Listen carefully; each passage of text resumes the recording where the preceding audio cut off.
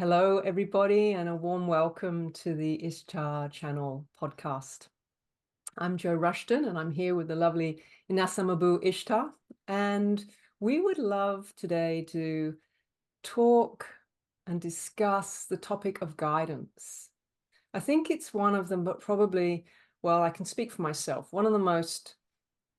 has been one of the most challenging experiences coming into a discernment for what is guidance versus perhaps, what our personality or what our ego is asking us through its wants and its needs to do in our life. And what I really want to explore with you, Ishtar, is perhaps this idea that when we receive our guidance, that guidance is going to be, almost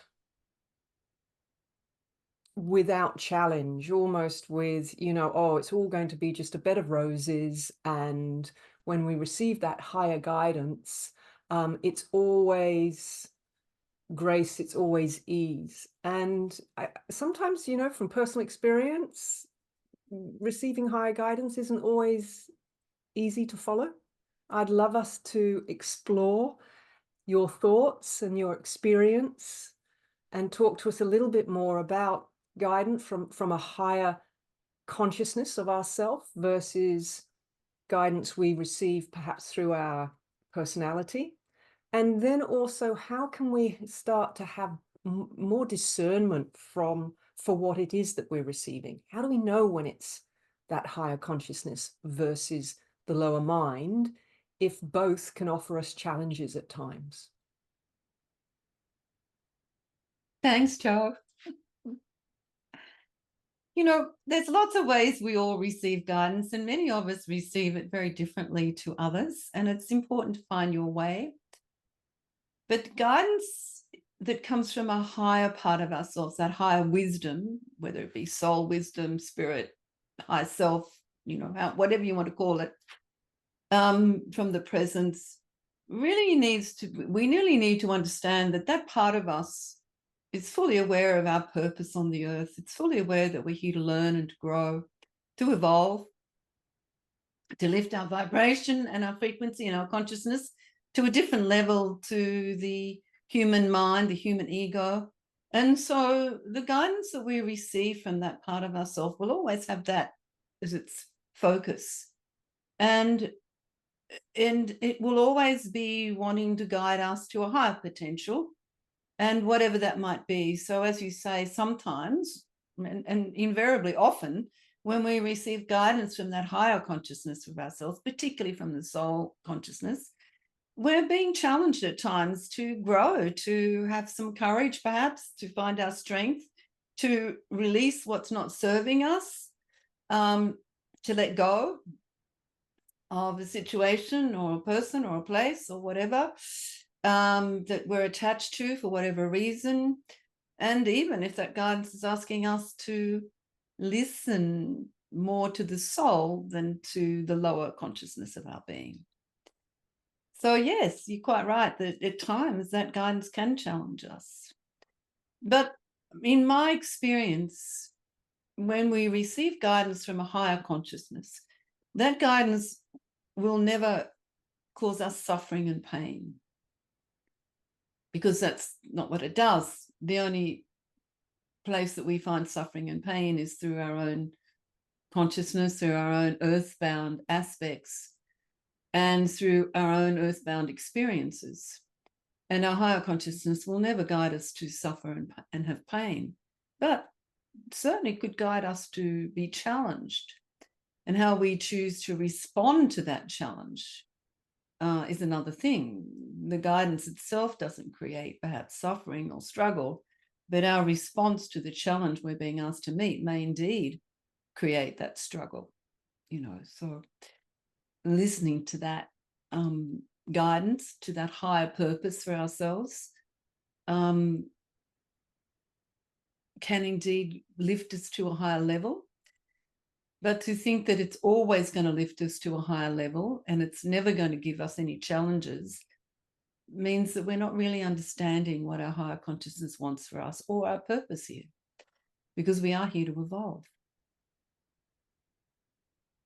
So then with that understanding, what guidance, no pun intended, but what guidance could you give our audience around stepping into more discernment for, okay, so what is then guidance from that higher part of our wisdom versus what we might mistake as guidance coming from our ego aspects, where we can convince ourselves that we feel good about that guidance and we feel good about that opportunity, so we're going to pursue it. How might we start to have discernment between the two? Well, Joe, I think, as you know, I'm always going to encourage people to do their inner work, because without doing that inner work, it's very hard to get clear guidance. If you're not doing your inner work, you're going to get guidance from all different parts of you, and particularly those earthbound parts of you, such as your shadows, your inner child, your needy self, your victim self, those parts of you that you haven't worked with, that you haven't done some inner work with. And they're going to guide you, because they do guide us. And the ego consciousness, which is often that not often, but it is that earthbound part of us, will tell us many things. And it's usually about our wants, our desires, our needs, our attachments. And our guidance comes a lot from the beliefs that we hold as well. So that part of us is very caught up in those beliefs or those viewpoints or those needs and attachment to want, often about the me. It's often about separation. It's often, if we've got a part of us that doesn't feel loving and accepting to ourselves, then it's always often that part of us that's guiding us to be more, to speak out because no one's listening to you. You need to speak more loudly. Things like that. And there are many little tells that will show you when the guidance is coming from the earthbound part of you and not from the higher conscious part of you. And it is those attachments to needs and wants and desires and separation consciousness, because your higher self will never create energy that causes separation with yourself, separation with others, separation with the earth, separation with humanity. And in saying that, let's not get confused with letting go and separation. One can let go of something and do it lovingly with an open heart in balance. But separation energy is when you do that letting go through judgment, through anger, through blame. That's separation energy. But letting go, when you just come to an understanding that whatever it is has served you, you've learned what you've come to learn from it, and it's time to let that go now and to move into a new initiation on your journey. And you do that with an open heart. You don't do it with separation energy. But if you're guided to do it with separation energy, and you are being pulsed to separate from a situation, a person, or a thing through your anger, through your blame, through your sense of betrayal, whatever that might be, you will create separation energy. And that will be your earthbound guidance. It won't be your higher guidance, because your higher guidance would never ask you to do that. Mm.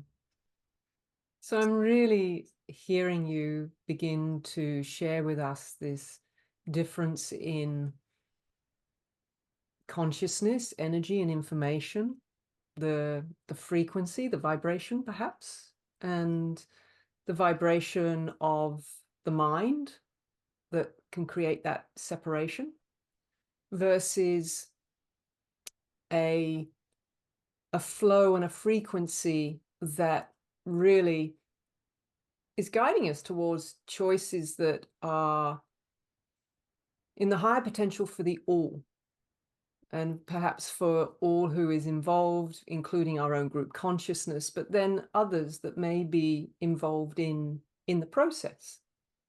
So it's becoming more aware of um, when it is we're making choices and decisions from the I of who we are versus the we of who we are, to the all, to how is this choice going to serve, the all of us, and including the other beings that this choice may be affecting. Would Yes, that be? yes. I totally agree with you, Joe. That's very much about the higher consciousness. It's always going to be about what is the highest potential here in this situation for everyone and everything included. And it's important too, because you and I have talked about this before, about divine timing. And often when we get guidance, we get so, the mind gets very attached to the doing, the action in that. I have to do it right now. But the thing is, what a high guidance is always going to tell us, if we actually sit and receive more deeply, is that the divine timing for it won't all be right now.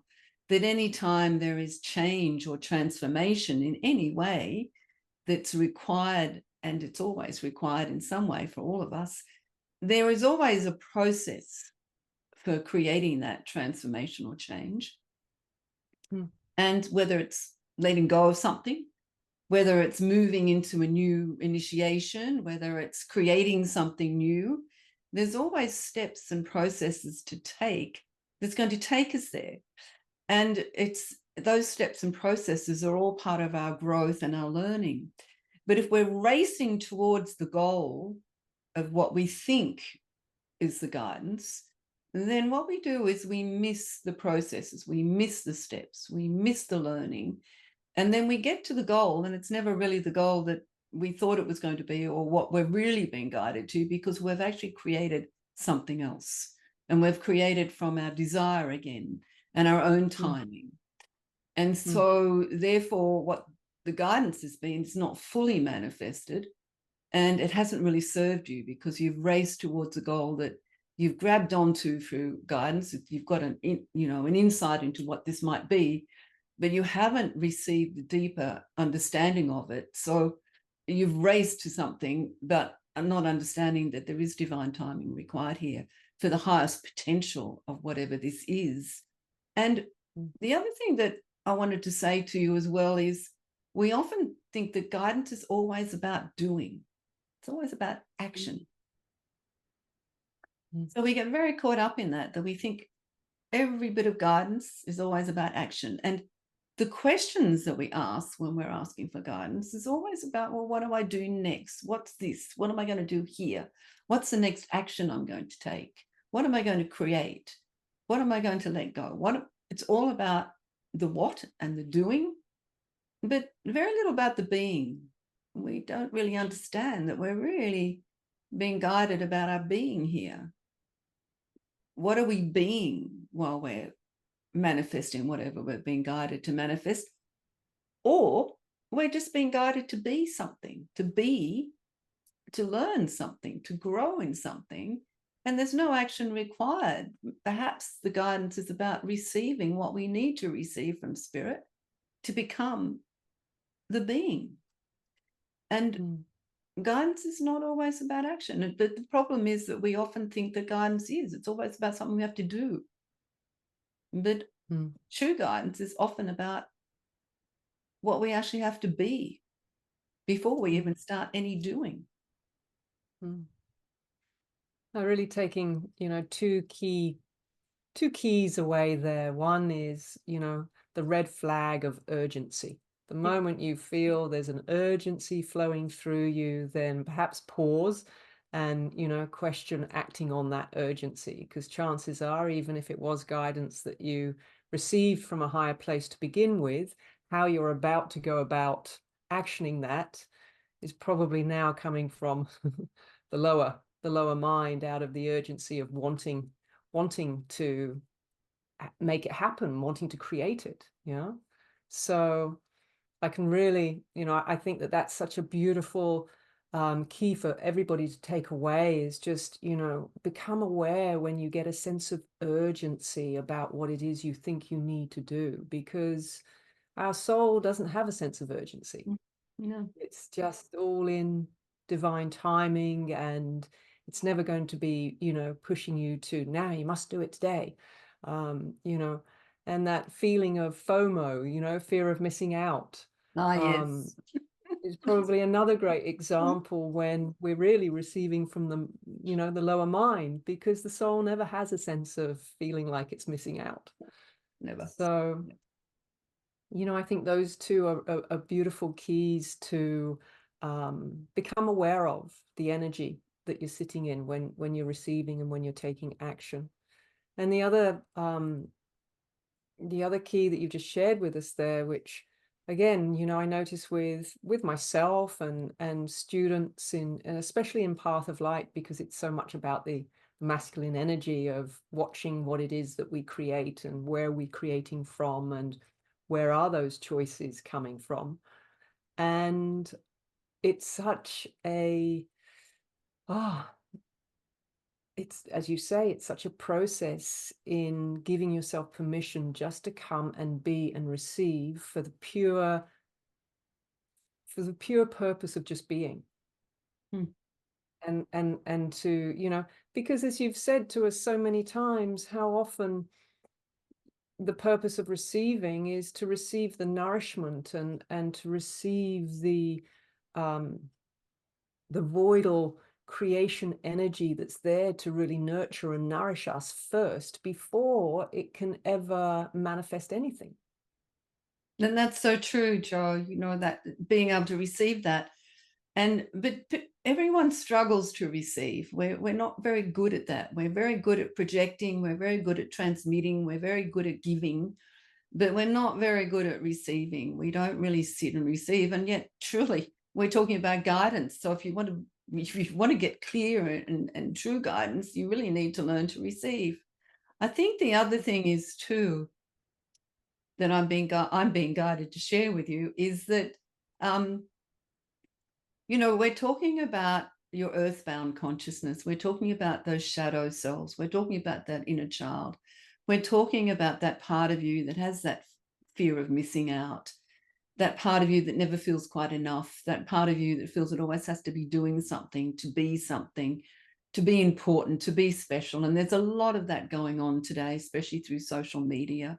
It's encouraging us to want to be special, to be different, to be important, to know more than others. All of that stuff that goes on now. And we're getting very programmed into that sort of way of thinking and being. And all of this is lower mind stuff. All of this is very earthbound. So once again, I come back to, if you haven't done your inner work with those earthbound parts of you that are still holding unresolved karma, they're going to be much louder when you ask for guidance than your higher consciousness, because they're much Mm, closer to you. So when you mm, go and you ask for your guidance, and I hear this all the time from students, they get their guidance in the car while they're driving, or they get their guidance while they're walking, or they get their guidance. They don't sit. They're not being still in their mind. They're in their busyness, and then they're asking for guidance in their busyness. And then they can't understand when that guidance doesn't flow, because or it's takes them somewhere it doesn't need to take them, because most of the time it's coming from that earthbound energy, that earthbound consciousness that has need and has desire and has want. And higher consciousness doesn't have that. It mm, also doesn't have emotions. So if your guidance, whatever you're getting, wherever you're getting your guidance from, if it's very emotional, if it's angry, or if it's very, it's got to happen now, or it's, this great passion about it, wherever you're getting your guidance from, if it's very emotional, then I'm going to say to you that is not higher consciousness, because higher consciousness doesn't have that emotion. It's very peaceful. It's very expanded. It's very direct. It's very clear. And it doesn't speak a lot. It doesn't talk to you. It doesn't have deep conversations or chit chat, chit chat, chit chat. That's the mind or an earthbound part of you. And to receive from those parts of you is fine, as long as you're conscious and aware that that's where you're receiving from. But to be mm, guided by those parts of you, I would say a little bit of caution is required, because you're being guided by parts of you that are attached to unresolved energy that is really not going to serve you in the long term. It's not going to bring you to your highest potential. And there will be an urgency to it, and it will want to have those things now. And there will be a lot Mm, of fear of missing out. If I don't do this mm, now, I'm going to miss out. If I don't go on that course now, I'm going to miss out, which of course is encouraged because that feeling of missing out is tapped into by marketing people, and they understand that we all hate to miss out. And mm, in spiritual circles, that fear of missing out is really big. I see it all the time. mm, mm. You mentioned before that we're great at giving and doing, but we're not so attuned to receiving. Mm. What do you think? What are some of the main reasons helping our audience to understand themselves a little bit more about what might be preventing them from receiving? Why are we not very good at that? Well, as I was saying, one of the main reasons for not being very good at receiving is the earthbound consciousness that we hold that really wants resolution, wants what it wants, is holding unresolved karma. So that will stop you from receiving from source for all sorts of reasons. Often we have fear of our connection to soul, connection to source. As much as we want to receive from our soul or our spirit, there are parts of us that are frightened of that because of where is that going to take us? What's that going to ask of us? And Mm, perhaps in the past, it's challenged you. And these parts of you are not very happy about how it's challenged you, and those parts haven't been resolved. The other thing is, of course, that we are so programmed in our human mind to be doing, to mm, be in action, to be giving, to be transmitting, to be projecting, all of those things. It's a huge program in our human mind. We're not very used to sitting and receiving. mm, mm. There's one experience that um, keeps coming to my mind that you have shared a couple of times, and I think it gives a really great example of what we've been speaking about to um, guidance that you received from the masters, and you'll recognize when I lead you into this to share. But going back to your days when you were a journalist working in the papers, and you were guided to go and take a job working. I can't remember exactly which newspaper or company at the time, but you were guided to go and work as an editor, and you were running a team. And I remember you sharing what an incredibly challenging experience that was, but it was certainly guidance that took you there. Um, and that you even sat with masters and asked, why on earth have you put me in such a place with such challenging experiences? And would you speak to that? Because I think it's such a great example of how that guidance came through, and it wasn't, you know, wasn't without challenges. It was a huge initiation for you. Yes, yes, Joe. But it Thank was, you. Thank you for it was reminding me of that. That was it was probably preparing you. that was my last job as a journalist. And it was sort of the end of, my career as a journalist, and it was time. But the masters, I'd been working with the masters for many years, and I think about 6 or 7 years by then. And I had been asked by the masters if I wanted to become a world teacher or I wanted to just be a teacher in my community where I lived. And I opted for the world teacher program. That was sort of what I opted for. So not long afterwards, I was very guided because I needed to still work. I had a mortgage on my home and I needed to still work full time or not. Well, I did actually need to work full time. So they told me to leave where I lived and travel about 3 hours south to where I lived and to move to another place and to take this job that had been offered to me as an editor of a newspaper. And I won't name names, but as an editor of a newspaper, and that I would be there for 2 years. And it was for me to, to go and to learn. And I was very surprised by this And so I did go there, and I was the first female editor of a newspaper, a rural newspaper that had been in running for about 120 or 30 years.